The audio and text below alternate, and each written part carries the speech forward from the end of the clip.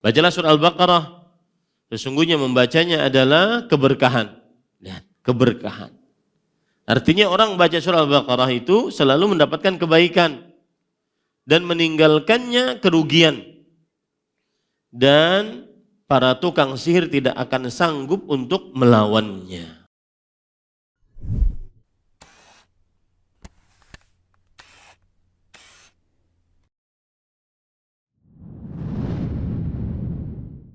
Assalamualaikum warahmatullahi wabarakatuh. Bismillahirrahmanirrahim. Innal hamdalillah nahmaduhu wa nasta'inuhu wa nastaghfiruh wa na'udzu billahi min shururi anfusina wa sayyiati a'malina. Man yahdihillahu fala mudilla lahu wa man yudlil fala hadiya lahu. Wa ashhadu an la ilaha illallah wahdahu la syarika lahu wa ashhadu anna Muhammadan abduhu wa rasuluh. Ya ayyuhalladzina amanu taqullaha haqqa tuqatih wa la tamutunna illa wa antum muslimun. Ya ayyuhan nasu taqu rabbakumul ladzi khalaqakum min nafsin wahidah wa khalaqa minha zawjaha wa batha minhuma rijalan katsiran wa nisaa'a.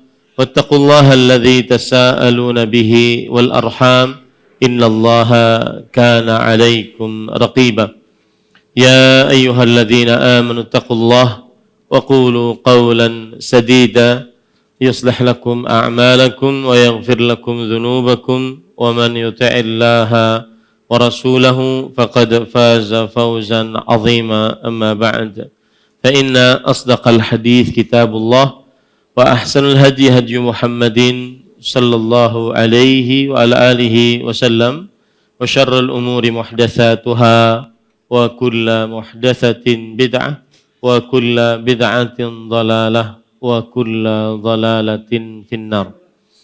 Alhamdulillah, kita bersyukur pada Allah Subhanahu wa taala pada hari ini, hari Rabu malam Kamis 30 Jumadil Ula 1445 Hijriah, kita dimudahkan oleh Allah Subhanahu wa taala untuk kembali duduk bersama di Masjid Imam Syafi'i Banjarmasin, Kalimantan Selatan dalam sebuah kajian rutin membaca kitab Ushulul Iman fi Dhaw'il Kitabi was Sunnah.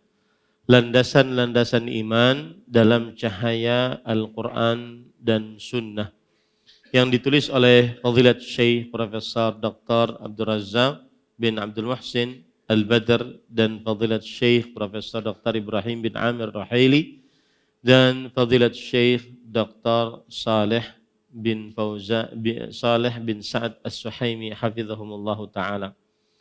Salawat dan salam semoga selalu Allah berikan kepada Nabi kita Muhammad sallallahu alaihi wa ala alihi wasallam, pada keluarga beliau, para sahabat serta orang-orang yang mengikuti beliau sampai hari kiamat kelak. Dengan nama-nama Allah yang husna dan sifat-sifat yang ulia, kita berdoa, Allahumma inna nas'aluka ilman nafi'an wa rizqan tayyiban wa amalan mutaqabbala. Allahumma amin.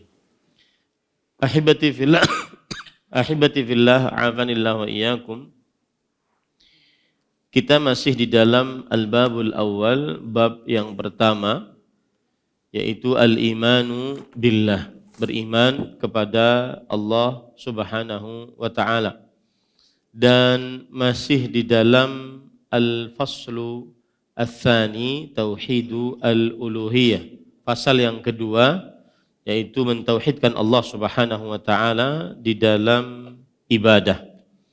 Dan kita masih di dalam al-mabhatsus tsalits, pembahasan yang ketiga,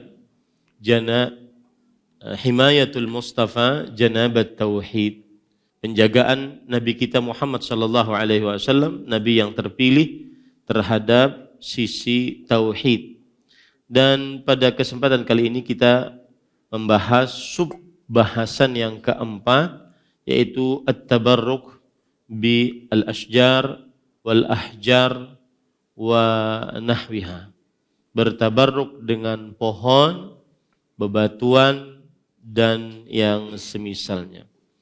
Baik, pada pertemuan sebelumnya kita sudah membahas bahwa ada perkara-perkara yang penuh dengan berkah. Sudah kita bahas ini, dan pada pertemuan ini kita akan membahas tabarruknya. Kalau pertemuan kemarin kita membahas perkara-perkara yang penuh dengan berkah. Sekarang kita bahas tabarruknya, artinya mencari berkahnya. Tabarruk adalah masdar, predikat dari kata kerja tabarraka yatabarraku, yang artinya mencari berkah. Nah, tabarruk, mencari berkah, para ulama rahimahumullah ta'ala membagi menjadi dua. At-tabarruk al-masyru', tabarruk yang disyariatkan. Dan yang kedua adalah at-tabarruk al-mamnu', tabarruk yang dilarang di dalam syariat. Pada malam ini insyaallah ta'ala kita akan membahas at-tabarruk al-masyru', yaitu tabarruk yang disyariatkan. Tabarruk al-masyru' ada sekitar 4 macam. Tabarruk yang disyariatkan ada 4 macam. Yang pertama, bertabarruk dengan membaca Al-Quran. Artinya, apabila orang membaca Al-Quran, maka dia akan mendapatkan berkah, mendapatkan kebaikan. Termasuk daripada tabarruk jenis ini juga adalah tabarruk dengan berzikir kepada Allah Subhanahu wa ta'ala. Nah, ini adalah bagian pertama dari bertabarruk yang disyariatkan. Bertabarruk dengan membaca Al-Quran dan bertabarruk dengan berzikir kepada Allah Subhanahu wa ta'ala. Kemudian yang kedua, ini saya sebutkan dulu secara umum. Yang kedua adalah bertabarruk dengan Nabi Muhammad sallallahu alaihi wasallam dan orang-orang saleh. Bertabarruk dengan Nabi Muhammad sallallahu alaihi wasallam dan orang-orang saleh. Nanti kita akan jelaskan secara mendalam bagaimana cara bertabarruk dengan Nabi Muhammad sallallahu alaihi wasallam dan bagaimana cara bertabarruk yang disyariatkan dengan orang-orang saleh. Kemudian yang ketiga, bertabarruk dengan minum air Zam-Zam. Ini adalah termasuk tabarruk yang disyariatkan. Dan yang keempat adalah bertabarruk dengan perkara-perkara lain yang disyariatkan. Baik, kita akan masuk kepada bertabarruk dengan membaca Al-Quran terlebih dahulu. Artinya apa para ikhwah? Sebagaimana sudah saya sebutkan, tabarruk artinya mencari berkah, mencari kebaikan yang banyak dan terus bertambah, mencari kebaikan yang tetap dan terus ada dengan cara membaca Al-Quran. Ini kebaikan yang didapat dengan cara membaca Al-Quran, baik itu membaca kebaikannya didapat di dunia atau kebaikannya didapat di akhirat. Gitu ya. Kebaikan yang didapat baik itu kebaikannya di dunia atau kebaikannya di akhirat. Sekarang kita akan ambil contoh orang membaca Al-Quran akhirnya mendapatkan berkah. Ya, orang membaca Al-Quran akhirnya mendapatkan berkah. Di antaranya yaitu Allah Subhanahu wa ta'ala, Rasulullah sallallahu alaihi wasallam bersabda dalam hadis yang diriwayatkan oleh Imam Muslim, "Wa majtama'a qaumun fi baitin min buyutillah yatluna kitab Allah wa yatadarusuna bainahum illa nazalat alaihimus sakinah wa ghasyiyatuhumur rahmah wa haffathumul malaikah wa dzakarahumullahu fi man 'indah." Tidaklah orang-orang berkumpul di salah satu rumah dari rumah-rumah Allah Subhanahu wa taala, yaitu masjid. Yatluna kitab Allah, membaca Al-Qur'an. Wa yatadarasuna bainahum, dan mempelajari Al-Qur'an tersebut di antara mereka. Melainkan diawali dengan tidaklah, kemudian setelahnya melainkan. Ini menunjukkan bahwa pengkhususan. Melainkan akan turun terhadap mereka ketenangan. Ingin tenang, maka perbanyaklah membaca Al-Quran. Dan subhanallah para ikhwah, saya kemarin baca kitab judulnya Atharuz Zikr fi Tardil Ham. Pengaruh berzikir di dalam menghilangkan kegelisahan. Hidup kita ini kan penuh dengan kegelisahan. Ya. Penuh dengan kegelisahan. Tidak lepas dari kegelisahan. Yang muda gelisah bagaimana menghadapi ya hari tua, yang tua gelisah bagaimana menghadapi kehidupan setelah kematian, yang miskin gelisah menghadapi bagaimana bisa menjadi kaya atau bahkan mungkin hanya tercukupkan. Yang kaya gelisah bagaimana bisa tidak hilang kekayaannya. Yang bodoh gelisah bagaimana bisa pintar. Yang pintar gelisah bagaimana bisa lebih pintar lagi. Penuh dengan kegelisahan. Yang belum menikah gelisah bagaimana ingin menikah. Yang menikah, sudah menikah gelisah bagaimana ingin menambah. Gelisah. Ini penuh dengan kegelisahan, subhanallah. Jadi hidup itu penuh dengan kegelisahan. Maka wajib bagi kita untuk mencari cara agar tidak gelisah. Salah satu hal yang mengusir kegelisahan adalah membaca Al-Quran. Illa nazalat alaihimus sakinah. Melainkan akan turun kepada mereka ketenangan. Wa ghasyiyatuhumur rahmah, dan mereka diliputi dengan kasih sayang dari Allah Subhanahu wa taala. Nah, ini salah satu berkah membaca Al-Qur'an di dunia sebelum di akhirat. Ya, di dunia sebelum di akhirat. Dan di sana masih banyak keutamaan-keutamaan, keberkahan-keberkahan yang didapat di dunia sebelum di akhirat apabila dia baca Quran. Di antaranya hadis riwayat Imam Muslim. Rasulullah sallallahu alaihi wasallam bersabda, "Iqra'ul Quran." Iqra'u surat Al-Baqarah. Bacalah surat Al-Baqarah. Fa inna akhdhaha barakah wa tarkaha hasrah wa la yastati'uha al-batalah. Bacalah surah Al-Baqarah. Sesungguhnya membacanya adalah keberkahan. Lihat, keberkahan. Artinya orang baca surah Al-Baqarah itu selalu mendapatkan kebaikan. Dan meninggalkannya kerugian. Dan para tukang sihir tidak akan sanggup untuk melawannya. Nah, ini di dunia semua nih. Keberkahan yang ada didapat di dunia akibat baca Al-Quran. Contoh yang lain lagi. Termasuk juga membaca Al-Quran mendatangkan keberkahan di dunia. Man qara'a ayataini min akhiri suratil Baqarah fi lailatin kafatah. Barang siapa yang membaca 2 ayat terakhir dari surah Al-Baqarah dalam satu malam, maka Allah akan menjadikan 2 ayat tersebut mencukupinya. Kafatahu min kulli syarr. Mencukupinya dalam segala macam keburukan.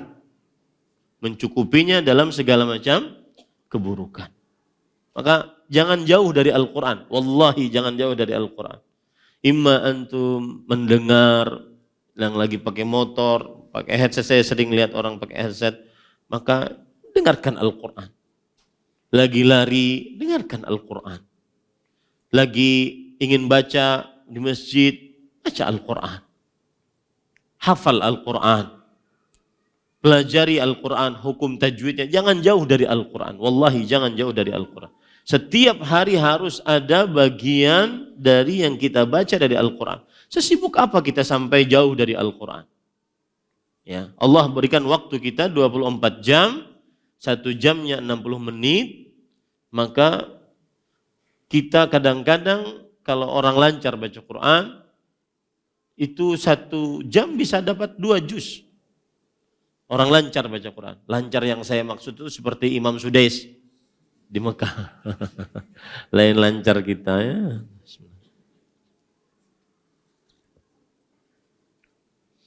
Taib.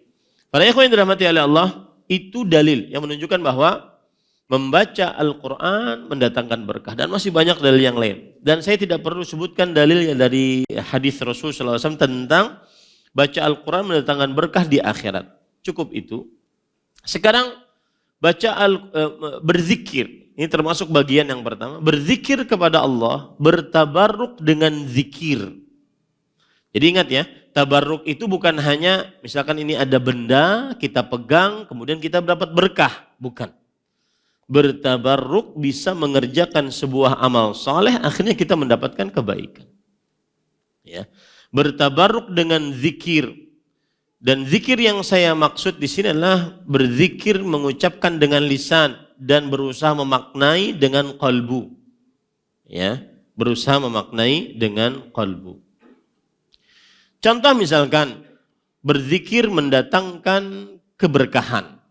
Di antaranya adalah mengucapkan bismillah dalam segala macam aktivitas yang baik-baik. Seperti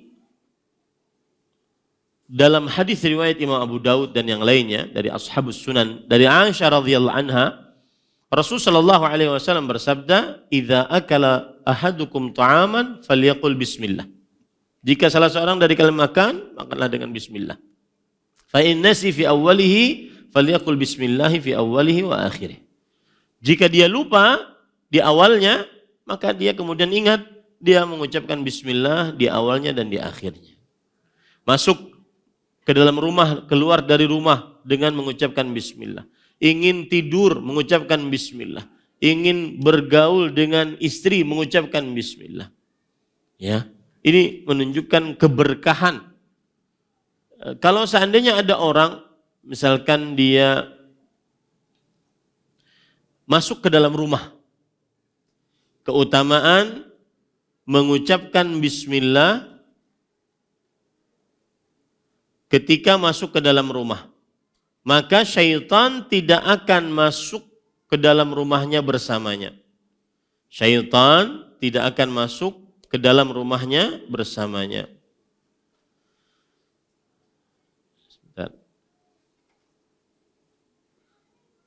Hadis yang menunjukkan akan hal ini diantaranya adalah Rasulullah sallallahu alaihi wasallam bersabda, riwayat Muslim, "Idza dakhala ar-rajulu baitah," jika seseorang masuk ke dalam rumah, fa dzakarallaha 'inda dukhulihi wa 'inda ta'amihi. Lalu dia menyebut nama Allah, yaitu bismillah, ketika masuk rumah dan ketika mau makan. Maka syaitan akan berkata, "La mabita lakum wala 'asha." Tidak ada tempat bermalam bagi kalian pada malam ini di sini, dan tidak ada makan malam bagi kalian di sini. Karena orang yang masuk ke dalam rumah, dia mengucapkan bismillah, yang ingin makan, dia mengucapkan bismillah. Wa idza dakhal, dan jika dia masuk, falam yadhkurillah 'inda dukhulih, dan dia tidak menyebut nama Allah ketika masuk ke dalam rumah, qala syaitan adraktumul mabit. Maka syaitan akan berkata, kalian mendapati tempat bermalam-malam ini tempat kalian. Subhanallah. Wa idza lam yadhkurillah 'inda ta'ami qala adraktumul mabita wal 'asha. Jika kalian tidak menyebut nama Allah saat makannya, maka syaitan akan berkata, kalian dapat tempat bermalam dan makan malam gratis. Ya. Lihat penjelasan para ulama rahimahumullah ta'ala. Dan saya sering menyinggung, bahwa kajian yang ilmiah adalah kajian yang senantiasa menyebutkan dalil dari Al-Quran, hadis Rasul, kemudian perkataan para ulama rahimahumullah ta'ala. Dan itu menuntut bagi si ustadz untuk belajar, baca, banyak, jangan sampai seadanya untuk duduk di majelis seperti ini. Coba perhatikan perkataan Imam Ibn Daqiq al-Aid. Beliau mengatakan, yaqtadhi man'a dukhuli syayatin al-kharijah 'anil bait ba'da ighlaqil bab. Ini hadis para ikhwan yang dirahmati oleh Allah Subhanahu wa taala. Apabila seseorang saat keluar rumah, kemudian dia mengucapkan bismillah, keluar rumah kita tutup pintu, mengucapkan bismillah. Ini mengkonsekuensikan terlarangnya syaitan masuk keluar rumah. Ke dalam rumah maksud saya. Setelah ditutup pintu. La khuruja syaitan yakunu bil bait qabla ighlaqih. Bukan keluarnya syaitan dari rumahnya sebelum dia tertutup. Fayahtamil an yakuna hadha min babil amr bitaqlilil fafasid la raf'iha bil kulliyah. Ini menunjukkan mengurangi kerusakan, bukan berarti kemudian hilang sama sekali. Maksudnya apa para ikhwan yang dirahmati oleh Allah? Orang kalau masuk dan keluar rumah dengan bismillah, maka syaitan tidak akan masuk. Tapi apakah semua syaitan? Tidak juga. Tetapi minimal mengurangi. Ini para ikhwan yang dirahmati oleh Allah Subhanahu wa taala. Nah, ini contoh menunjukkan bahwa berzikir mendatangkan berkah. Tadi saya ingin menyinggung tentang kegelisahan. Wallahi para ikhwah, hidup penuh dengan kegelisahan. Kegelisahan takut kehilangan jabatan, kegelisahan takut kehilangan anak, istri, kegelisahan takut anak kita jauh-jauh belajar kemudian ada apa-apa dan seterusnya. Kegelisahan. Dan khusus untuk anak seperti itu memang innal walada majmanah, mabkhalah, mahzanah, kemudian majhalah. Anak itu menandakan sifat pengecut bagi orang tua, sifat bakhil bagi orang tua, sifat hilang akal bagi orang tua, sifat sedih bagi orang tua. Anak sakit kita yang sedih. Ya. Maka penuh dengan kegelisahan. Nah, ada zikir-zikir yang disediakan oleh Rasulullah sallallahu alaihi wasallam dalam hadis-hadis yang sahih yang menghilangkan kegelisahan. Di antara zikirnya, di antaranya adalah la ilaha illallahul azimul halim. La ilaha illallah rabbul arsyil azim. La ilaha illallah rabbus samawat wa rabbul ardi wa rabbul arsyil karim. Apa di balik ini? Rasulullah SAW bersabda terhadap hadis ini. Doa orang yang sedang kegelisahan. Bacalah doa ini. Doanya tauhid. La ilaha illallah al-azim al-halim. Tidak ada ilah yang berhak diibadahi kecuali Allah yang maha agung, yang maha lembut. La ilaha illallah rabbul arsyil azim. Tidak ada ilah yang berhak diibadahi kecuali Allah, Rabb yang memiliki arsy yang agung. Kalau arsy aja Allah bisa mengatur, bagaimana dengan kita semua? Jadi ini tauhid, agungnya tauhid. Arsy itu gambarannya para ikhwah, makhluk. Tidak ada makhluk yang lebih besar daripada arsy. Di atas di bawah arsy ada kursi. Wasi'a kursiyuhus samawati wal ard. Kursinya Allah meliputi langit dan bumi. Kursi dibandingkan arsy seperti orang buang cincin ke tengah padang pasir. Cincin itu kursi. Arsy itu padang pasirnya. Dan yang menguasai itu Dzul Arsyil Azim, yang menguasai itu Allah yang Maha Agung. Kalau yang arsy aja Allah yang mengatur, bagaimana makhluk-makhluk yang kecil-kecil ini? Bagaimana perkara kita yang kecil gitu loh maksudnya. La ilaha illallah Rabbus samawat wa Rabbul ardi wa Rabbul arsyil karim. Syekh Abdul Razak bin Abdul Muhsin ketika mengomentari hadis ini menunjukkan bahwa tauhid zikir dengan tauhid mempunyai pengaruh yang besar menghilangkan kegelisahan. Ya. Di dalam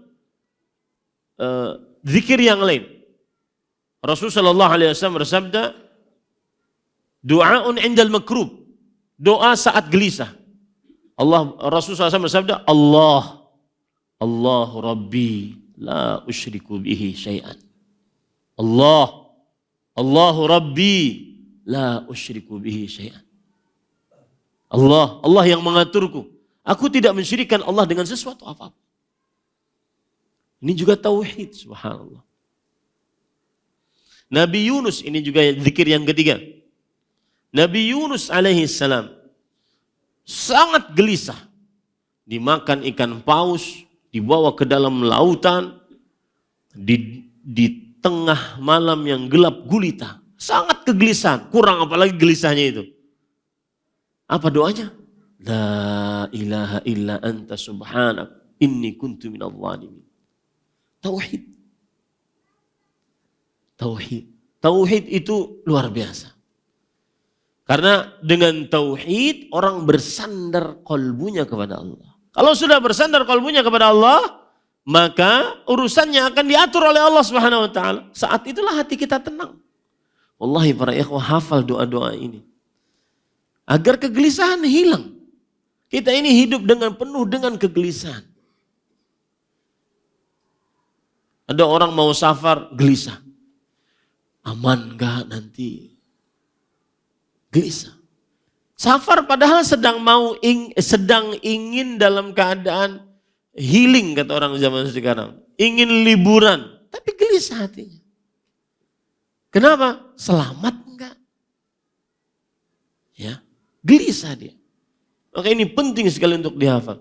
Ada doa yang luar biasa panjang tapinya. Rasulullah SAW bersabda, Allahumma inni abduk wa bnu abdik wa bnu amatik nasiyati biyadik adlun fiya hukmuk madhin fiya qadak as'aluka bikulli ismin huwa lak sammaita bihi nafsak aw anzaltahu fi kitabik aw 'allamtahu ahadan min khalqik aw ista'tharta bihi fi ilmi al-ghaib 'indak an taj'ala al-Qur'ana rabi'a qalbi wa nura sadri wa jala huzni wa dhahaba hammi wa ghammi. Ini doa luar biasa. Ini zikir luar biasa. Kenapa? Karena di dalamnya benar-benar ngaku, saya ini budakmu ya Allah. Engkau mau apa saja terserah engkau deh. Apa aja, perbuat terserah engkau. Aku adalah budakmu. Orang tuaku adalah budakmu. Nasibku di tanganmu. Ketentuanmu pasti berlaku padaku. Subhanallah. Orang berzikir menghilangkan kegelisahan hidup. Ya. Dan ini berkah yang luar biasa. Kalau seandainya saya katakan, kalau seandainya tidak ada berkah dari berzikir kecuali menghilangkan kegelisahan qalbu, niscaya itulah keutamaan dari berzikir yang paling istimewa. Cukup satu itu saja keutamaan berzikir. Ya, di saat kita banyak terlalaikan dari berzikir ini karena keadaan media sosial, ya, subhanallah. Nah ini pada ikhwan yang dirahmati, itu poin pertama. Poin yang kedua, pada ikhwan, bertabarruk dengan Nabi Muhammad sallallahu alaihi wa ala alihi wasallam. Bertabarruk dengan Nabi Muhammad sallallahu alaihi wasallam.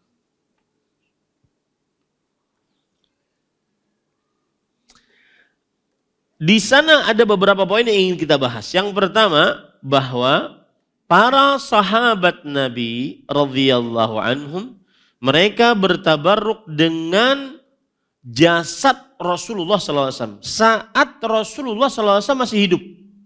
Ini poin pertama paling penting.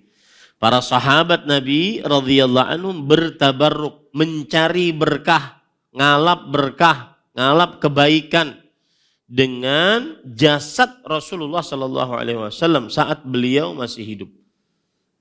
Di antaranya hadis yang diriwayatkan oleh Imam Bukhari dari Aisyah radhiyallahu anha, anna Nabi sallallahu alaihi wasallam kana idza ishtaka yaqra ala nafsihi bil mu'awwidzat wa yanfuth falamma ishtadda waj'uhu kuntu aqra alaihi wa amsahu anhu bi yadihi raja'a barakatiha. Lihat. adalah Nabi Muhammad SAW kalau sedang sakit, beliau meruqyah diri beliau sendiri dengan membaca Qul a'udzu birabbil falaq, Qul a'udzu birabbin nas. Kemudian beliau ludahkan sedikit, lalu beliau usap. Tapi ketika beliau sakit keras, kata Aisyah radhiyallahu anha, aku yang membaca, kemudian aku usap dengan tangan beliau ke tubuh beliau. Berharap berkah dari tangan beliau tersebut. Ini Aisyah radhiyallahu anha ketika ketika Nabi Muhammad SAW sakit keras, umur beliau 18 tahun. Dan cerdasnya luar biasa, lihat. Ketika Rasulullah SAW sakit keras, maka aku yang baca, tapi untuk mengusapnya tetap tangan Rasulullah yang aku pakai untuk mengusap ke tubuh beliau.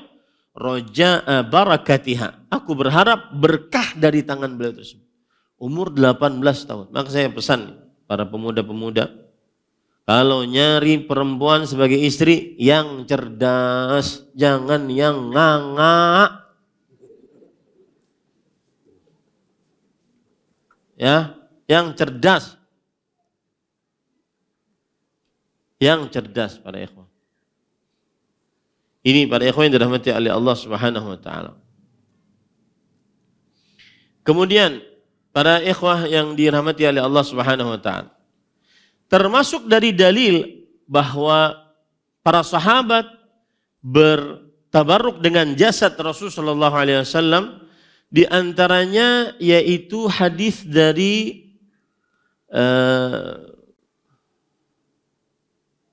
ada cerita menarik.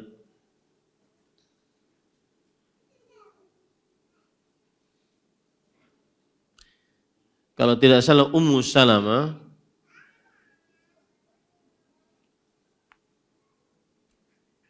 baik, ini saja hadisnya yang saya bacakan. Hadis riwayat Imam Bukhari dari Abu Juhaifah. Rasul sallallahu alaihi wasallam bil hajirah ila al-Batha fatawadda'a thumma shalla adh-dhuhra raq'atain wal 'asr raq'atain.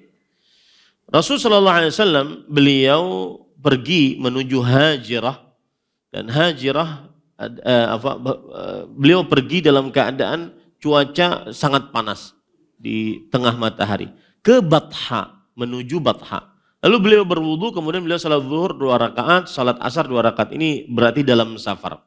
Wa qaman nas faja'alu ya'khuduna bi yadayhi fayamsahuna biha wujuhahum. Maka orang-orang pun bangun, kemudian mengambil bekas di tangan-tangan Rasul sallallahu alaihi wasallam dan mengusap ke wajah-wajah mereka. Ke wajah-wajah mereka. Kata Abu Juhaifah radhiyallahu anhu, fa akhadtu bi yadihi fa wada'tuha ala wajhi. Aku ambil bekas wudu Rasul sallallahu alaihi wasallam dengan aku mengusap tangan beliau, lalu aku letakkan di wajahku, fa idza hiya abradu minats thalj wa atyabu raihatan minal misk. Ternyata dia lebih dingin daripada es dan lebih wangi daripada minyak wangi misik, minyak wangi misik. Mudah-mudahan kita bertemu dengan Rasul sallallahu alaihi wasallam. Kemudian disebutkan dalam hadis bahwa kana sahabah radhiyallahu anhum yahrisun ala taqbili yadihi sallallahu alaihi wasallam. Para sahabat Nabi radhiyallahu anhum, mereka semangat untuk mencium tangan Rasulullah sallallahu alaihi wa ala alihi wasallam. Nah, ini contoh bagaimana para sahabat Nabi radhiyallahu anhum mereka senantiasa bertabarruk dengan jasad Rasulullah sallallahu alaihi wa ala alihi wasallam. Dan ada nanti riwayat mungkin saya ini dia. Bertabarruk dengan keringat Rasulullah sallallahu alaihi wasallam. Ini riwayatnya hadis riwayat Bukhari, Muslim dari Asma binti Abi Bakar. Beliau berkata,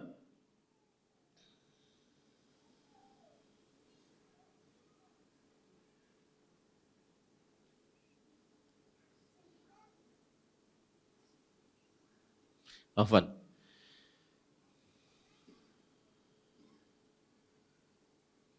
Ummu Sulaim. Ceritanya tentang Ummu Sulaim.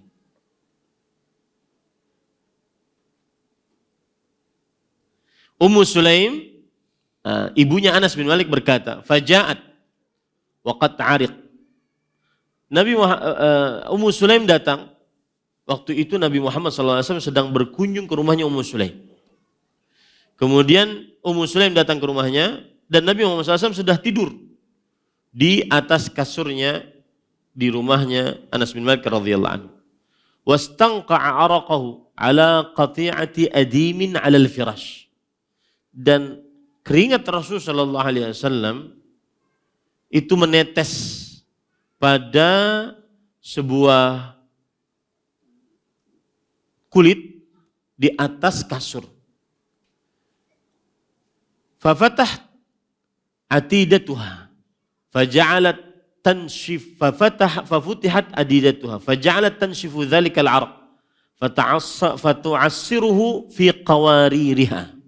Yang jelas Ummu Sulaim kemudian mengambil itu, kemudian beliau lap dan beliau perah sampai ada keringatnya di situ. Lalu Rasulullah sallallahu alaihi wasallam bangun dan bertanya, "Wa ma tasna'ina ya Ummu Sulaim?" Wahai Ummu Sulaim, apa yang kau perbuat? Kemudian Ummu Sulaim berkata, "Ya Rasulullah, narju barakatahu li subyanina."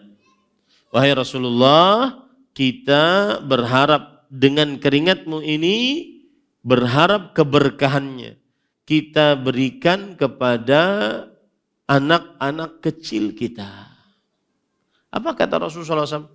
Asabta, engkau telah berbuat benar. Ini hadis riwayat Muslim. Tetapi para ikhwah, yang berhak di seperti ini kan hanya Rasulullah. Ya, paluh ulun lawan bian kada main di sini. Ya. Ini hanya siapa? Rasulullah sallallahu alaihi wa ala alihi wasallam. Nah, para ikhwan yang dirahmati oleh Allah Subhanahu wa taala, ada sebagian orang bertabarruk dengan bekas-bekas dari Rasul sallallahu alaihi wasallam. Dianggap itu sebagai bekas-bekas dari Rasulullah sallallahu alaihi wasallam. Memang dilakukan oleh para sahabat setelah wafat Rasul sallallahu alaihi wasallam, seperti dengan rambut beliau yang terjadi pada Ummu Salamah, kemudian seperti dengan pakaian beliau. Ya, setelah sepeninggal Rasulullah SAW dilakukan itu. Begitu juga para tabi'in melakukannya. Para sahabat melakukannya dan para tabi'in melakukannya. Akan tetapi, para ikhwan yang dirahmati oleh Allah Subhanahu wa taala, apakah bisa dilakukan di zaman sekarang? Masihkah ada bekas-bekas Rasulullah sallallahu alaihi wa ala alihi wasallam? Maka jawabannya, para ikhwan yang dirahmati oleh Allah, hampir semua bekas-bekas yang dimiliki oleh Rasulullah SAW yang disimpan, maka ini adalah dibakar oleh bangsa Al-Tatar pada akhir Daulah Abbasiyah pada tahun 656 di kota Baghdad. Hampir semuanya dibakar. Maka wallahu alam, kita belum bisa percaya apa yang dibawa bahkan sampai ke negeri kita. Kadang-kadang rambutnya panjang sampai 1,5 meter. Coba bayangkan antum rambut panjang 1,5 meter. Itu gimana ceritanya? Ya, dan itu diklaim sebagai rambut Rasulullah sallallahu alaihi wasallam. Maka kita katakan bertabarruk dengan bekas dari Rasulullah SAW, entah itu keringat beliau, entah itu bahkan ludah beliau, rambut beliau, pakaian beliau, terjadi di zaman Nabi Muhammad SAW masih hidup, kemudian terjadi di zaman setelah Rasulullah SAW wafat oleh para sahabat, para tabi'in, kemudian setelah itu hilang, habis bekas-bekas dari bekasnya Rasulullah sallallahu alaihi wasallam. Maka kita tidak begitu percaya dengan apa yang disebar di masyarakat sekarang tentang bekas-bekas yang ada di sekitar masyarakat yang diambil barokahnya dari hal tersebut. Sekarang, permasalahan selanjutnya, apakah dianalogikan para sahabat Nabi Muhammad dianalogikan selain Nabi Muhammad SAW juga bisa diambil berkahnya dari jasadnya, seperti misalkan bekas minuman Abu Bakar As-Siddiq, bekas pakaian Abu Bakar As-Siddiq radhiyallahu anhu, bekas pedang Abu Bakar As-Siddiq, bekas pedang Ali bin Abi Thalib. Apakah bisa diambil tabarruk dengan bekas-bekas para sahabat Nabi radhiyallahu anhu? Wallahu alam, para ikhwan yang dirahmati oleh Allah Subhanahu wa taala, bahwa bertabarruk dengan selain Nabi Muhammad sallallahu alaihi wasallam tidak pernah dikerjakan oleh para sahabat Nabi radhiyallahu anhum. Mereka tidak pernah bertabarruk dengan Khulafaur Rasyidin. Bekas keringat Khulafaur Rasyidin, rambut atau keringat Khulafaur Rasyidin, tidak pernah. Tidak pernah para sahabat bertabarruk dengan bekas para Khulafaur Rasyidin. Tidak pernah para tabi'in bertabaruk dengan bekas-bekas para sahabat Nabi radhiyallahu anhum. Nah ini, para ikhwan yang dirahmati oleh Allah Subhanahu wa taala. Lihat, dan itu bukan perkataan saya. Ini perkataan Imam Asy-Syatibi rahimahullah, ulama Islam abad ke-8 Hijriah, wafat pada tahun 790 Hijriah. Beliau mengatakan, as-sahabah radhiyallahu anhum ba'da mauti alaihi salatu wassalam lam yaqa min ahadi minhum syai'un min dzalika binisbati ila man khalfah. Para sahabat Nabi radhiyallahu anhum sepeninggal Rasul sallallahu alaihi wasallam, mereka tidak pernah bertabaruk dengan seorang pun selain Rasulullah sallallahu alaihi wasallam. Idh lam yatrukin Nabi sallallahu alaihi wasallam ba'dahu fil ummah afdala min Abi Bakr As-Siddiq radhiyallahu anhu, fa huwa kana khalifatuhu. Walam yuf'al bihi syai'un min dzalik. Tidak ada pernah Nabi Muhammad sallallahu alaihi wasallam meninggalkan seorang yang lebih afdal di tengah umat Islam kecuali Abu Bakar As-Siddiq radhiyallahu anhu. Abu Bakar As-Siddiq pengganti Rasulullah sallallahu alaihi wasallam. Maka tidak dikerjakan kepada Abu Bakar As-Siddiq radhiyallahu anhu bertabarruk dengan zat Abu Bakar As-Siddiq radhiyallahu anhu. Wala Umar. Tidak juga kepada Umar bin Khattab radhiyallahu anhu. Wa huwa kana afdalal ummati ba'dah. Padahal Umar bin Khattab adalah manusia yang paling terbaik setelah Abu Bakar As-Siddiq. Tsumma kadzalika Utsman, tsumma Ali, tsumma sairus sahabah alladzina la ahada afdala minhum fil ummah.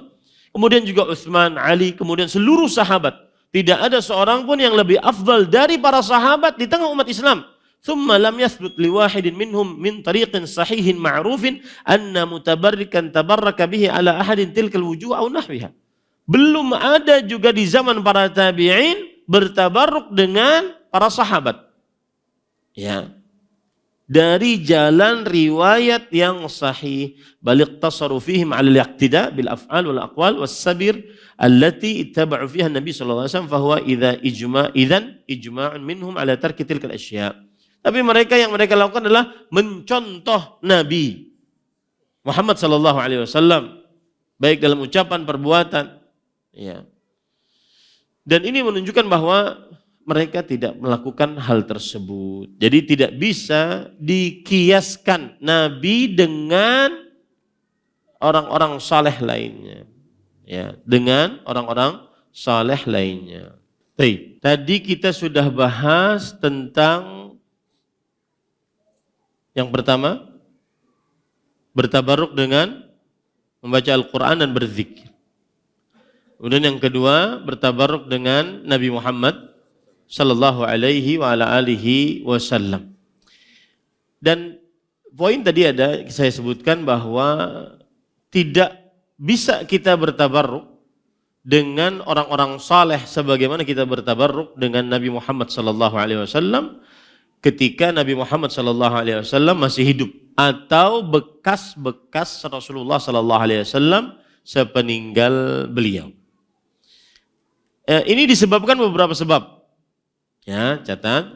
Kenapa kita tidak bisa bertabarruk dengan selain Nabi Muhammad sallallahu alaihi wa ala alihi wasallam? Jawaban yang pertama adalah ijma' para sahabat. Mereka tidak bertabarruk dengan manusia siapapun, bekas siapapun selain Nabi Muhammad sallallahu alaihi wasallam. Ijma' ini para sahabat. Kemudian yang kedua, para tabi'in tidak bertabarruk dengan seorang pun dari makhluk-makhluk.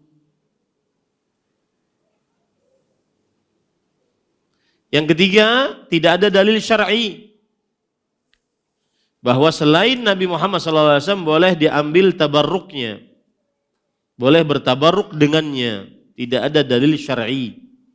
Yang ketiga,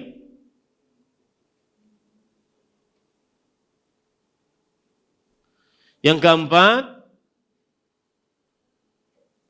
ini khusus milik Rasulullah sallallahu alaihi wa alihi wasallam. Ini khusus milik Rasulullah sallallahu alaihi wa alihi wasallam. Kenapa? Karena tidak dapat dikiaskan Nabi dengan para manusia lainnya. Tidak dapat dikiaskan Nabi Muhammad SAW dengan para manusia lainnya dari segala macam sisi. Dari bentuk fisik, dari kesolehan, dari ilmu pengetahuan, dari wahyu, tidak bisa disamakan Nabi dengan manusia biasa. Kemudian sebab yang ketiga adalah menutup seluruh jalan agar tidak terjadi kesyirikan. Kenapa? Karena kalau orang boleh bertabaruk dengan orang saleh, yang ada akhirnya adalah ghulu, berlebih-lebihan terhadap orang saleh tersebut.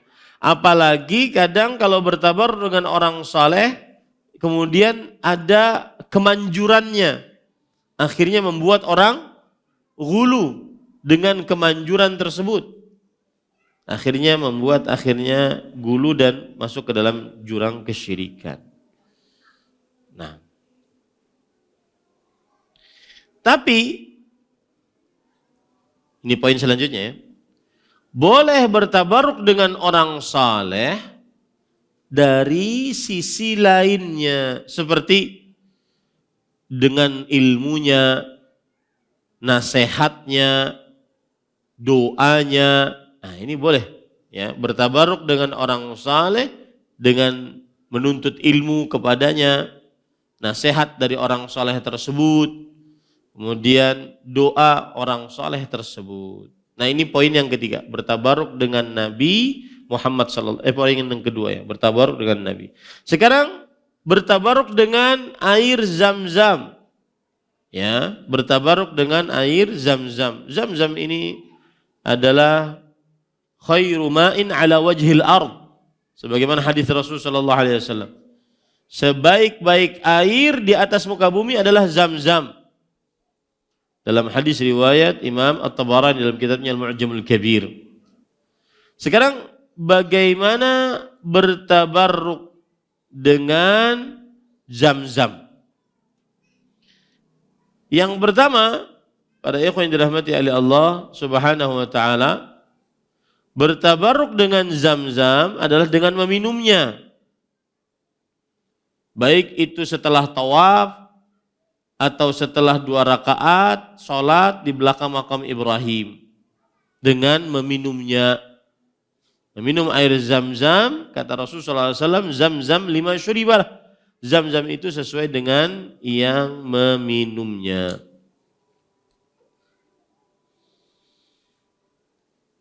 Kemudian para ikhwan yang dirahmati oleh Allah Subhanahu wa taala, Bertabaruk dengan Zam-Zam juga dengan berwudu dengannya atau bahkan mandi dengannya. Jumhur ulama mengatakan tidak makruh wudu dan mandi dengan air Zam-Zam.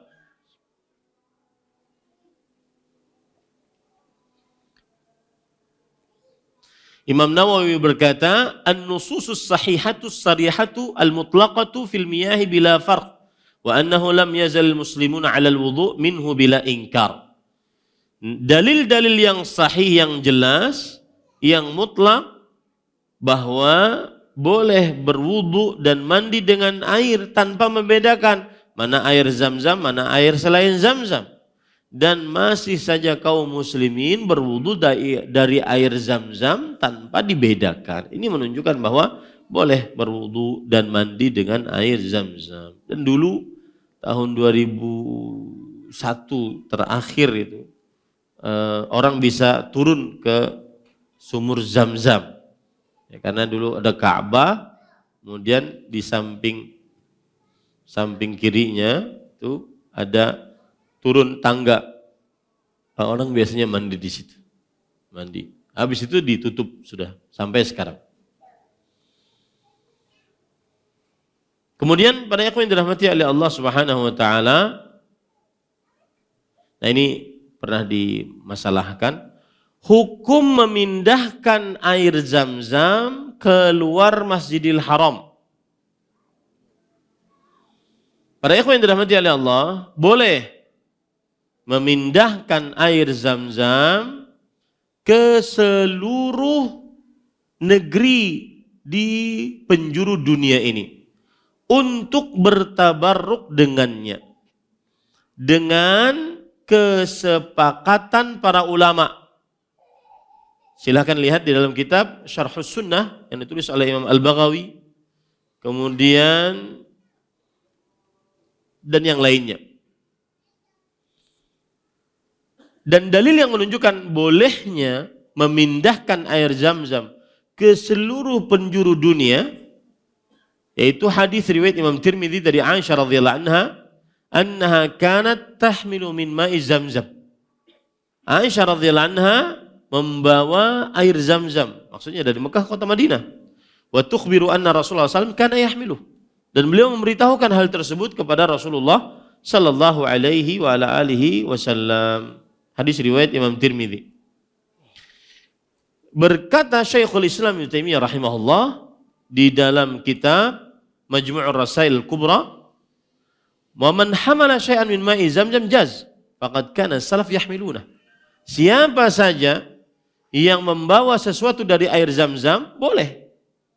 Orang-orang salaf terdahulu yaitu para sahabat, para tabi'in, para tabi'ut tabi'in, mereka membawanya. Mereka membawanya.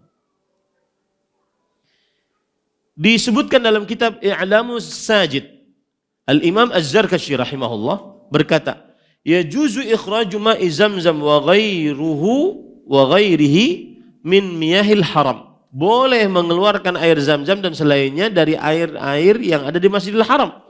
Wa naqluhu ila jami'il buldan, dan memindahkannya ke seluruh negeri. Li'annal ma'a yustakhlaf. Karena air itu diambil gantiannya. Maksudnya ada gantiannya gitu. Air itu ada gantian. Li'an bi khilafi naqli turab wal hajar. Beda dengan tanah, beda dengan batu, maka itu tidak ada gantiannya. Air terus ada gantiannya. Nah, berkata Imam As-Sakhawi di dalam kitab Al-Maqasidul Hasanah fi bayani katsir min al-hadits al-mushtahara ala al-sinah, yang ditulis oleh Imam As-Sakhawi rahimahullah, dan beliau adalah ulama Islam yang wafat pada tahun 902 Hijriah, dan beliau bermadzhab Syafi'i. Yuzkaru ala ba'dil al-sinah anna fadilatahu ma dama fi mahalli fa idza nuqila yataghayyar wa huwa syai'un la asla lah thumma saqa syawahid naqlihi tabarruk bihi 'ala Rasul sallallahu alaihi wasallam wa ba'di ashabihi radhiyallahu anhu. Kata Imam As-Sakhawi rahimahullah, ada yang mengatakan, sebagian orang dengan lisannya, bahwa keutamaan air Zam-Zam itu masih ada selama di tempatnya. Jika dipindah keluar, maka berubah keutamaannya. Dan ini sesuatu yang tidak ada dasarnya, kata beliau. Tidak ada dasarnya. Kemudian setelah itu Imam As-Sakhawi rahimahullah menyebutkan dalil-dalil bahwa para sahabat Nabi radhiyallahu anhum membawa air Zam-Zam tersebut ke kota Madinah untuk bertabaruk dengannya. Dan juga bahkan Rasul sallallahu alaihi wasallam. Nah ini. Taib. Itu poin yang ketiga, bertabaruk dengan air Zam-Zam. Alhamdulillah kita di zaman yang sangat mudah sekarang ini. Ya, air Zam-Zam dijual mudah, dibawa kemana-mana. Ada bahkan kadang-kadang ada orang yang tidak jadi haji karena malu, hanya tinggal di Jakarta lama gitu sampai musim haji selesai baru bulik nungkar di Tanah Abang. Termasuk air Zam-Zam. Ya.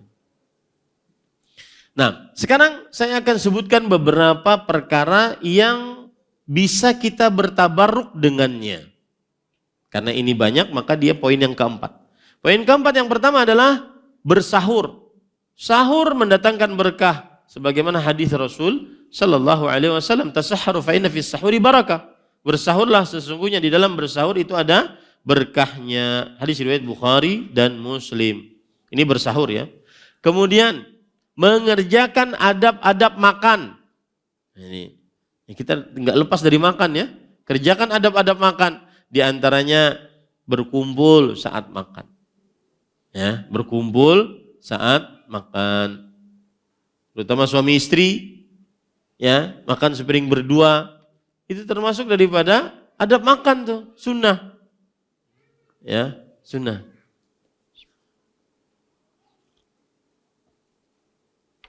Dan di situ nanti banyak perlombaan. Ya. Kalau suka makan bersama. Dan terjadi berkah. Rasulullah SAW bersabda, "Fajtami'u ala ta'amikum wadhkuru ismallahi alaihi yubaraku lakum fih." Dalam hadis riwayat Imam Abu Daud, berkumpullah pada makanan kalian, jangan sendiri-sendiri. Dan menyebutlah nama Allah atasnya, niscaya diberkahi bagi kalian di dalam makanan tersebut. Ya, berkahnya bagaimana? Makanan yang sedikit cukup untuk berdua, makanan berdua cukup untuk berempat. Ya, ini para ikhwah. Dan ini menghilangkan sifat bakhil. Kalau makan bersama itu hilang sifat bakhil. Yang kedua, adab makan mengucap basmalah. Ini termasuk daripada mendatangkan berkah. Mengucap basmalah mendatangkan berkah. Inna syaitan yastahillat ta'ama ala alla yudhkar ismullahi alaih. Sesungguhnya syaitan menghalalkan makanan jika tidak disebut nama Allah atasnya. Hadis riwayat Muslim. Jadi kalau seandainya makan dengan bismillah, syaitan tidak ikut makan bersama. Ya. Ini yang kedua. Makanya dengan bismillah ya, agar tidak terlalu berlebihan makannya. Ulun pernah ke Qatar. Kalau tidak salah ya. Iya. Di situ disebutkan, Ustadz kata panitia, itu rumah makan paling enak. Lalu saya tanya, di depan rumah makan itu ada ambulan. Saya tanya, itu ambulan buat apa? Itu Ustadz, kadang saking enaknya, sebagian orang itu makan, dia habis nafasnya. Saking enaknya. Jadi habis nafasnya, akhirnya tidak bisa bangun, kemudian dibawa dengan ambulan. Subhanallah.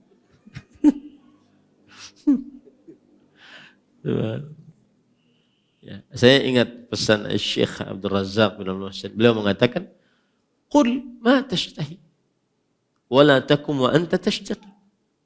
Makan apa yang kau suka. Tapi jangan berhenti dalam keadaan engkau merasakan kesakitan. Qul ma tashtahi. Artinya makanlah apa yang kau suka. Wa la takum wa anta tashtaki. Tapi jangan berhenti dalam keadaan engkau kesakitan karena terlalu kekenyangan. Ada orang makan, makan. Ya subhanallah. Ya. Bukannya sehat malah sakit, subhanallah. Ya. Nah itu ya pada ikhwan yang dirahmati. Ya ini salah satu penyebabnya adalah coba dengan bismillah. Ini saya akan makannya tidak berlebihan. Kemudian yang ketiga, adab makan adalah makan dari samping-samping. Jangan tengah dulu. Nah ini mungkin masuk ke dalam permasalahan, ini intermezzo aja ya, permasalahan bubur diaduk atau bubur tidak diaduk. Karena makan di samping kan. Makannya di samping gitu. Jadi dikikih gitu. Samping-samping. Kenapa? Karena kalau antum makan langsung dari tengah, habis berkahnya. Gitu. Makanya di samping, jadi berkahnya turun. Gitu. Ya. Nah, kalau antum aduk buburnya, tahu berkahnya kemana? Nah itu intermezzo aja kan tahu. Baik. Lihat, Rasulullah SAW bersabda dalam hadis riwayat Imam At-Tirmidzi, al-barakah tanzilu fi wasatit ta'am. Berkah itu turun di tengah makanan. Dia turun di tengah makanan. Fakulu min hafatih, wala ta'kulu min wasatih. Maka makanlah dari samping-samping, dikikir dari samping-samping. Jangan makan dari tengah. Ya, makan dari tengah. Nah. Kemudian yang keempat, adab juga dalam makan, yaitu menjilat tangan, ya, atau tempat makan, atau mengambil makanan-makanan yang jatuh dari piring kita. Ini termasuk daripada yang mendatangkan berkah. Dalam hadis riwayat Muslim, "Idza akala ahadukum falyu'iq asabi'ah, fa innahu la yadri fi ayyatihinna al-barakah." Jika salah seorang di antara kalian makan, maka hendaklah dia menjilat tangannya kalau sudah makannya. Sesungguhnya dia tidak tahu di manakah ada berkah pada makanan tersebut. Bahkan dalam riwayat yang lain, wala yamsah yadahu bil mindil hatta yal'aqa asabi'ah. Jangan dia pakai tisu atau sebelum dia menjilatnya. Ini termasuk daripada adab makan yang mendatangkan keberkahan. Kemudian para ikhwan yang dirahmati oleh Allah Subhanahu wa taala, hal-hal lain yang juga mendatangkan keberkahan. Kalau tadi yang pertama tadi apa? Sahur, kemudian adab-adab makan, kemudian jujur saat jual beli, itu mendatangkan keberkahan. Jujur saat jual beli mendatangkan keberkahan. Dalam hadis Rasul sallallahu alaihi wasallam, al-bayyani bil khiyar ma lam yatafarraqa, fa in sadaqa wa bayyana burika lahuma fi bai'ihima. Dua orang yang berjual beli masih dalam masa tangguh selama belum berpisah. Artinya masih bisa dikoreksi jual belinya selama belum berpisah. Kalau mereka berdua ini saat jual beli itu jujur, menjelaskan apa adanya, diberkahi untuk mereka keduanya di dalam jual beli mereka itu. Maka jujurlah para ikhwah. Dan jangan sering-sering bersumpah saat jual beli. Ya. Ulunna demi Allah lillahi ta'ala. Orang Banjar biasanya gitu, lillahi ta'ala. Padahal itu salah, wallahi yang benar. Lillahi ta'ala, modalnya kan udah cukup. Nah, ranjak itu lah. Ulun tahu kenapa? Ranjak punya ngawani mama. Sidin tawar lawas penawarnya. Itu pun kada jadi. Jar orangnya, modalnya udah cukup aja. Nah, pokoknya jangan sering bersumpah saat berjual beli. Ustaz, sumpahnya benar. Maka walaupun sumpahnya benar, jangan sering bersumpah. Rasulullah SAW bersabda, "Kathratul halif munafiqatun lis-sil'ah wa mumahiqatun lil barakah." Banyak sumpah itu menjual barang, jualnya barangnya terjual, tapi menghilangkan berkah. Kemudian selanjutnya juga jadi sahur, adab makan, kemudian jujur dalam jual beli, kemudian yang keempat yaitu, nah ini penting ini subhanallah luar biasa, yaitu dermawan. dermawan dalam harta. Wallahi para ikhwah, kalau ingin harta bertambah, jangan segan-segan bersedekah. Dan yang ahli sedekah pasti tahu apa yang sekarang saya ucapkan. Dan bersedekah bukan tugasnya hanya orang miskin, orang kaya. Bersedekah, bahkan Rasulullah SAW pernah bersabda kepada Bilal, "Anfiq Bilalan, wala takhsha min dzil arsy iqlalan." Wahai Bilal, bersedekahlah engkau. Jangan engkau takut dari Allah yang mempunyai arsy, hartamu akan habis. Gak pernah. Orang yang bersedekah tidak akan pernah habis hartanya. Semakin bersedekah, semakin dia bertambah hartanya. Dan subhanallah, hati-hati, jangan tumbuk-tumbuk. Jangan ditunda-tunda. Karena kalau terlambat, maka nanti akan tidak dianggap hartanya. Ada hadis Rasulullah SAW, beliau ditanya, "Ayyu sadaqati a'zamu ajran?" Sedekah apa yang paling besar pahalanya? Beliau menjawab, "Anta saddaq wa anta sahih wa ta'mulul baqa wa takhshal faqr." Engkau bersedekah. Jadi beliau ketika ditanya sedekah apa yang paling besar, beliau tidak menyebutkan sedekah beras, sedekah ini, sedekah enggak. Tapi beliau menyebutkan tentang waktu. Sedekah yang paling utama adalah engkau bersedekah dalam keadaan kamu sehat. Orang kalau sehat, Pak, kita semua ini kalau sehat, ingin makan apa saja, ya suka ingin kemana saja kalau sehat. Tapi kalau sudah sakit, di rumah sakit, sudah. Hendak berpikir apa Sidin? Ya. Paling Sidin mengatakan, itu rumah gasan ikam lah, itu rumah. Aku habis sudah waktu aku aja Sidin. Ya kan? Makanya disebutkan oleh Rasulullah SAW, bersedekah dalam keadaan kamu sehat. Biasanya orang sehat itu suka banyak keperluannya. Ingin hidup panjang, takut miskin. Nah, kemudian Rasulullah SAW bersabda setelah itu, "Fa'idha balagatil hulqum." Kalau seandainya nafas sudah sampai di tenggorokan, kemudian dia mengatakan, untuk si fulan ini, untuk si fulan ini, untuk si fulan ini. Kata para ulama, kalau sudah hilang otaknya dalam keadaan dia sekarat, maka perkataan dia tadi tidak dianggap lagi.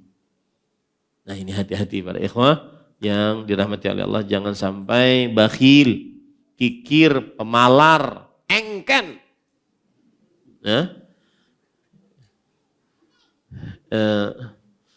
Para ulama mengatakan qillatul jud su'udzanni bil mawjud. Syekhul Islam berkata, sedikitnya dermawan itu sebenarnya dia sedang buruk sangka kepada Allah yang Maha Kaya.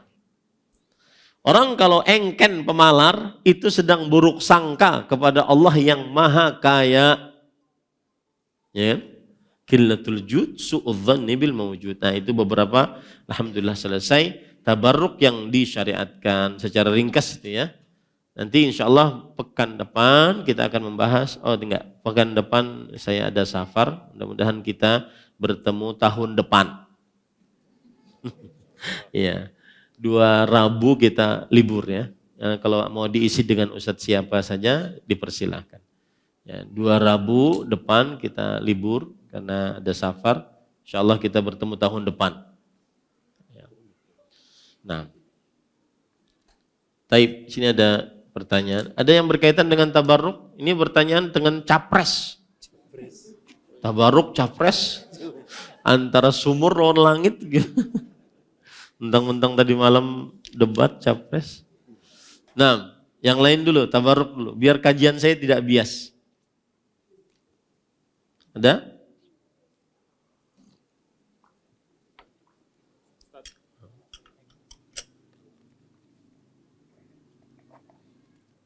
Kalau buat baruk dengan orang soleh atau orang tua dengan cium tangannya tuh berharap berkaya, gimana Ustaz ya?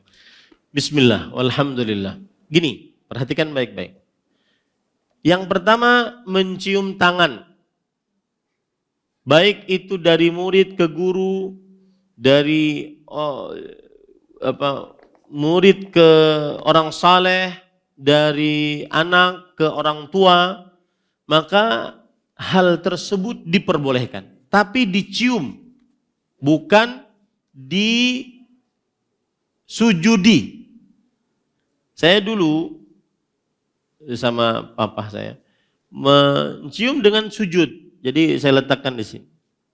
Waktu itu ada Syekh siapa? Abdul Malik Ramadhani, salah seorang syekh dari kota Madinah, datang ke Banjarmasin. Kemudian beliau melihat saya melakukan itu, dan subhanallah, ini warisan ya, warisan dari ulama-ulama tauhid seperti itu. Beliau melihat saya tunduk ke dahi untuk tangan papa saya. Lalu sudahlah, kita ada kajian, ada daurah sama ustadz, ada kajian umum di pesantren. Sudah selesai, beliau pulang ke kota Madinah. Sepekan berlalu, sampai beliau memberitahu, alhamdulillah sudah sampai ya Ahmad, segala macam. Sepekan sudah lewat. Habis itu beliau WhatsApp dengan suara. Ya Ahmad, saya tahu antum sangat ingin berbakti kepada orang tua. Tapi saya kemarin lihat waktu saya di sana, antum meletakkan tangan orang tua di dahi. Ini tidak boleh.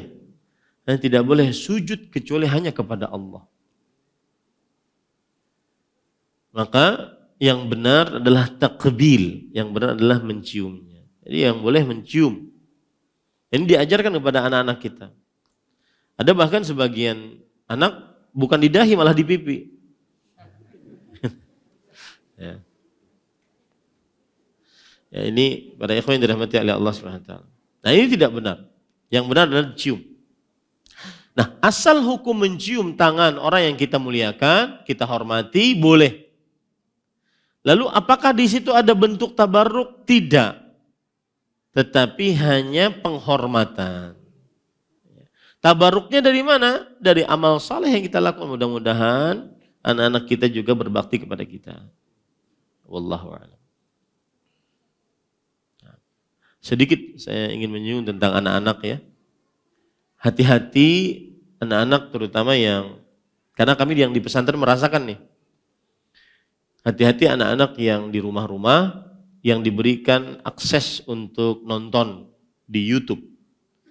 Mereka mungkin nontonnya tidak aneh-aneh, nontonnya mungkin orang yang sedang main game. Betul apa betul? Ya, hati-hati anak-anak yang sedang nonton game. Karena pengaruhnya, salah satu yang pengaruh besar adalah perkataan kotor, kasar, yang sering dikeluarkan oleh orang-orang yang sedang main game. Dan itu sangat membekas kepada anak-anak. Ya, sangat membekas. Nah, ini hati-hati, saya berpesan kepada orang tua agar mungkin Bapak Ibu menjaga lisan kita di hadapan anak-anak. Tapi ternyata kita memberikan tontonan yang dengan tontonan tersebut kita mendidik anak kita lisannya buruk, kasar, kotor, keji. Ya, seperti itu. Wallahu a'lam. Ada lagi yang langsung?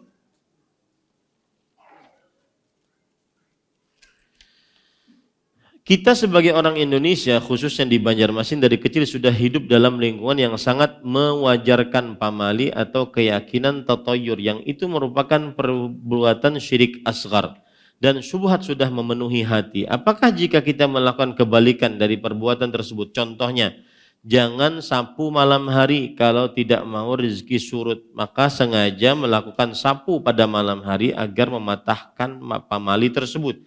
Apakah perbuatan mematahkan pamali itu termasuk meyakini kebenaran pamali tersebut dan melakukan kesyirikan? Iya.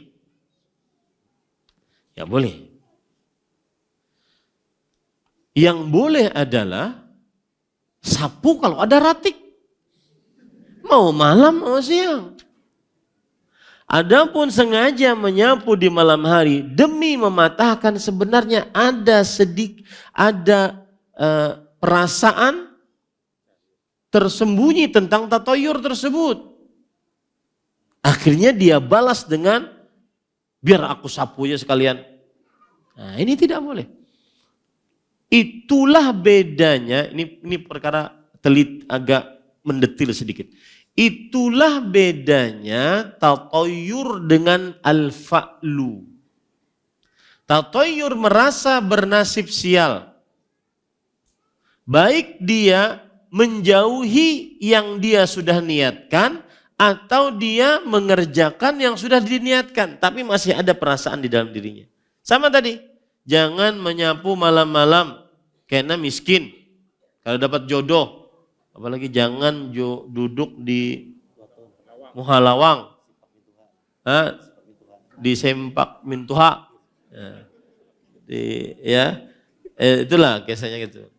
Nah, kemudian dia tidak mau duduk karena tatoyur. Nah, ini salah. Atau dia duduk karena tatoyur. Ini juga tatoyur. Paham maksud saya? Tidak boleh. Misalkan ya, saya beri contoh lebih jelas mungkin.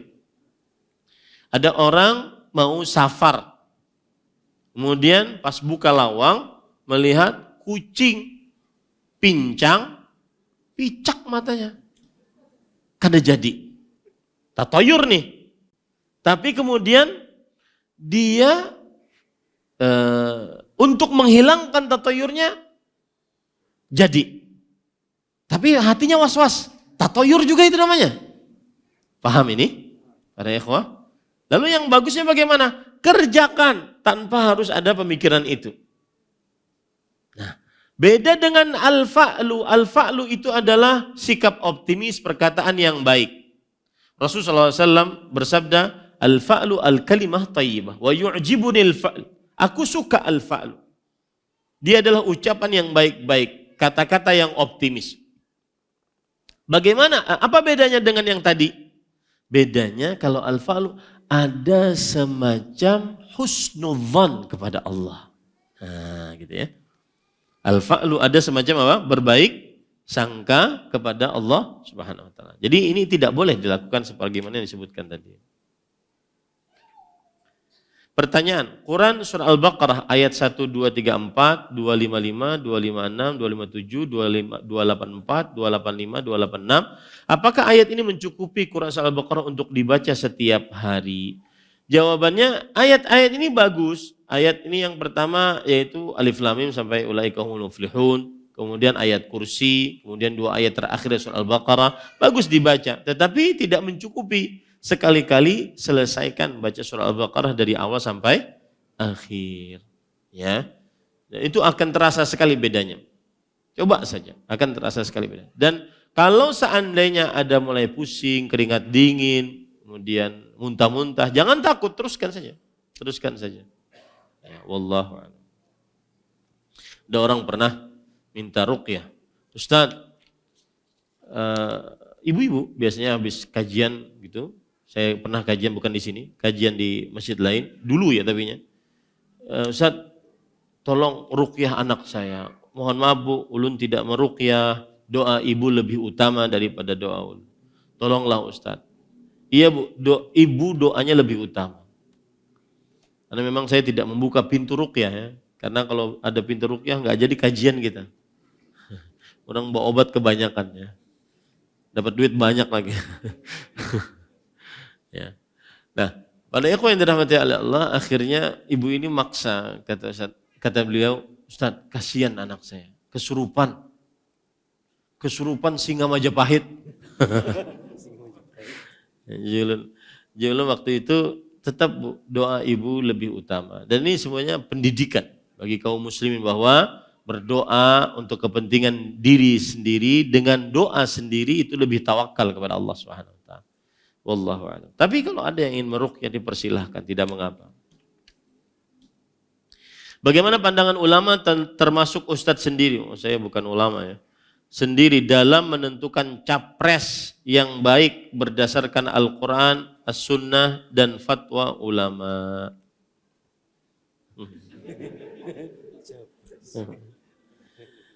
Baik. Para ikhwan yang dirahmati oleh Allah Subhanahu wa taala, di dalam memilih pemimpin ada cara yang sudah ditunjuki oleh salafus saleh. Yang pertama dicontohkan oleh Abu Bakar As-Siddiq radhiyallahu anhu, yaitu dengan menunjuk langsung pemimpin yang ada sebelum lengser, menunjuk kepada orang yang menurut dia lebih tepat untuk memimpin setelahnya. Abu Bakar memilih radhiyallahu anhu memilih Umar bin Khattab. Ini cara yang pertama untuk memilih pemimpin yang sesuai dengan perbuatan para salafus saleh. Dan cara yang pertama ini juga dilakukan oleh Rasulullah sallallahu alaihi wasallam, cuma dengan isyarat. Beliau mengisyaratkan Abu Bakar As-Siddiq lah radhiyallahu anhu lah yang menjadi pemimpin setelah beliau. Makanya setelah itu para sahabat Nabi, meskipun setelahnya itu ada sedikit perselisihan, tetapi akhirnya mereka bersepakat bahwa yang menjadi khalifatul Rasulullah SAW sepeninggal Rasulullah SAW wafat adalah Abu Bakar As-Siddiq. Dengan banyaknya isyarat, seperti menjadi imam ketika Rasulullah SAW sakit, menjadi pemimpin haji saat Rasulullah SAW beliau tidak berhaji, kemudian menjadi pemimpin perang, dan seterusnya. Ini cara yang pertama. Cara yang kedua, melalui ahlul halli wal aqd. Orang-orang yang istimewa dikumpulkan. Kemudian di antara mereka memilih salah satu untuk menjadi pemimpin. Dan ini yang dilakukan oleh Umar bin Khattab radhiyallahu anhu ketika beliau mau lengser. Ada 6 orang. Dari 6 orang tersebut terpilihlah Utsman bin Affan. Ya. Nah, ini 2 cara yang disyariatkan dan dicontohkan oleh para salafus saleh.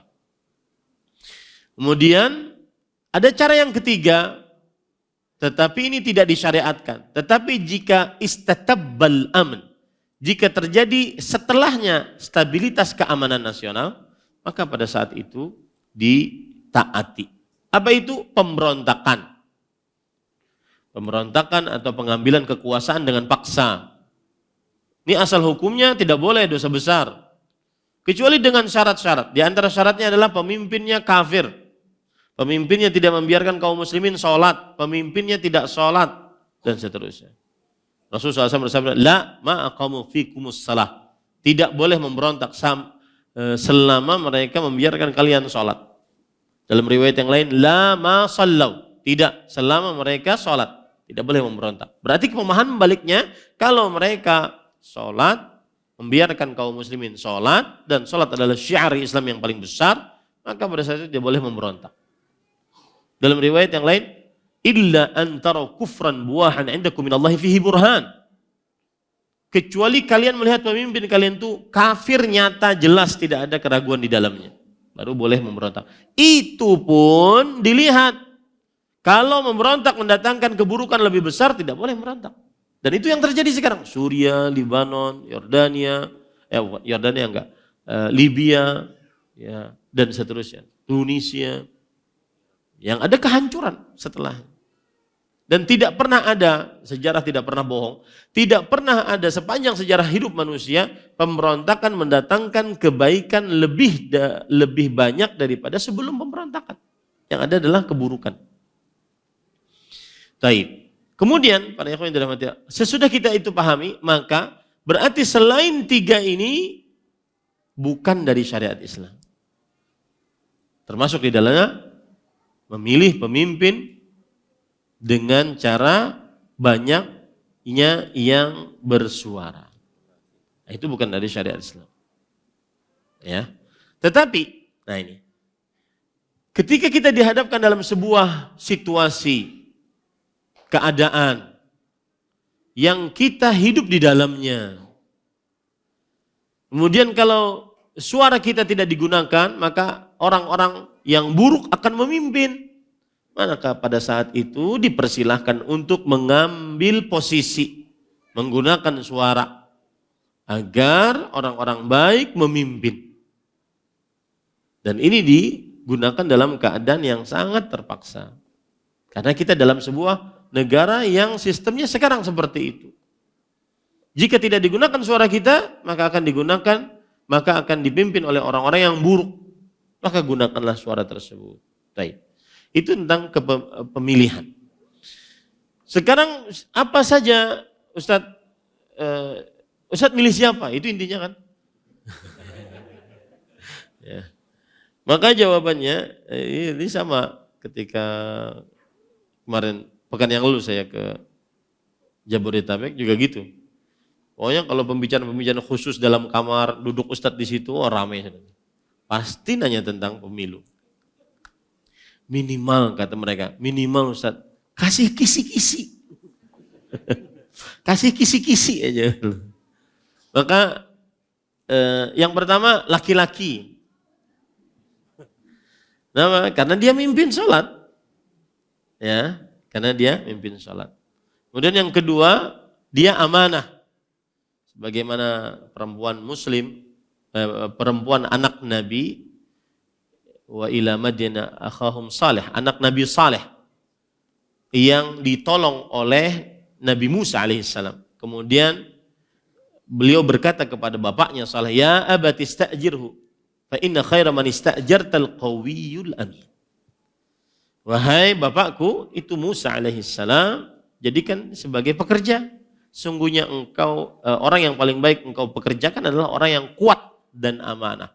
Nah, saya katakan, pertama tentunya muslim, kemudian laki-laki, kemudian setelah itu amanah, kemudian kuat. Kuat di sini ilmu, ya, terutama ilmu agama, kemudian juga kuat fisik. Nah, itulah 4 itu. Ini juga yang dikatakan oleh Nabi Yusuf alaihissalam ketika beliau menawarkan diri menjadi penguasa. Wa inni alaihi laqawiyyun amin. Sesungguhnya aku atas itu adalah kuat dan amanah. Di 4 itu. Antum jangan terlalu serius lah ya. Ya. Jadi pertama muslim pasti itu, kemudian laki-laki, kemudian setelah itu apa tadi? Amanah, kemudian setelah itu kuat ilmu dan juga kuat fisik. Zadahu bastatan fil ilmi wal jism.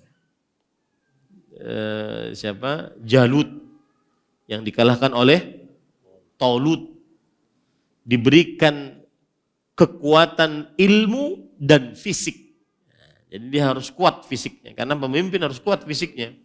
Kalau sering sakit, ya rapat sebentar, isuk sakit, susah itu. Susah jadi pemimpin kalau sering sakit. Ya, nah itu saja.